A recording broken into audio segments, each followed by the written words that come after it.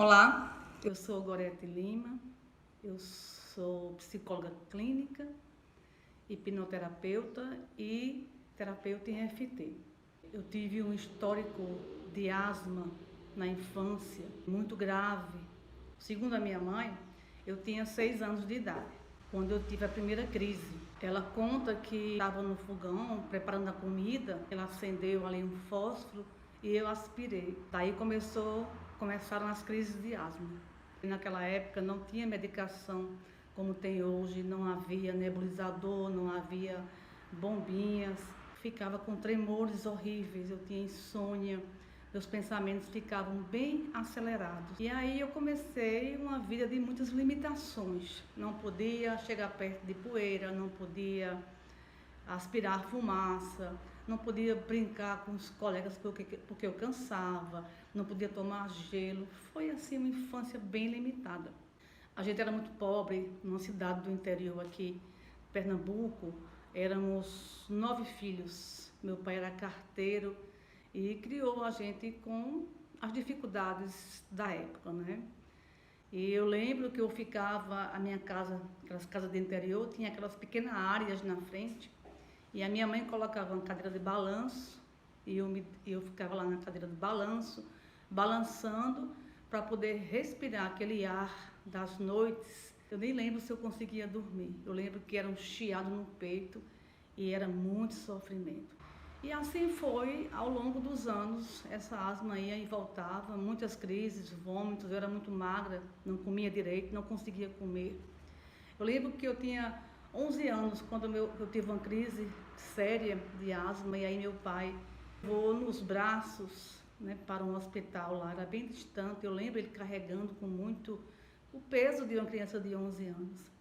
Hoje, o que eu percebo, o tamanho de um fogão, o tamanho de uma criança. Eu devia ser mesmo muito criança, né? Muito pequenininha para o fósforo eu aspirar aquela fumaça. Com certeza, aquela carência daquela mãe, né? Eu queria estar junto e ela estava ali ocupada, então já percebe-se uma criança carente aí. Eu adoecia, o meu pai me dava coisas especiais que uma pessoa pobre não tem acesso. Era biscoito Eiffel, era maçã, chocolate, refrigerante. Eu me sentia muito, né, o centro das atenções. Então, essa asma, ela tem esse componente psicossomático, né, da carência emocional.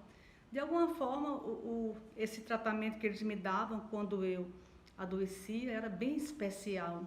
De alguma forma também era um reforço positivo para eu ter as crises. Fui crescendo, moça, a asma continuava. Eu vim morar na capital, aqui em Recife, a asma continuava, às vezes ia, voltava, mas eu lembro que era uma vida muito sofrida. Aí surgiram as bombinhas, muito corticoide, muito nebulização, eu sufocava, as noites horríveis, né? Um asmático tem noites horríveis, era assim a minha vida. Até que eu me formei em psicologia e comecei a fazer uns cursos da área que surgia lá em 2011. Eu já estava com a doença pulmonar obstrutiva crônica, a asma já tinha se instalado e eu estava num estágio tão grave de asma que eu sibilava. Quem estivesse perto de mim ouvia meu peito chiar. E a minha pneumologista falou: se você não reagir a esse último medicamento, eu acho que você entra na UTI e não sai. Bom, era o meu fim ali, né, em 2011. Eu escutei falar de uma técnica, EFT, e aí eu fui fazer.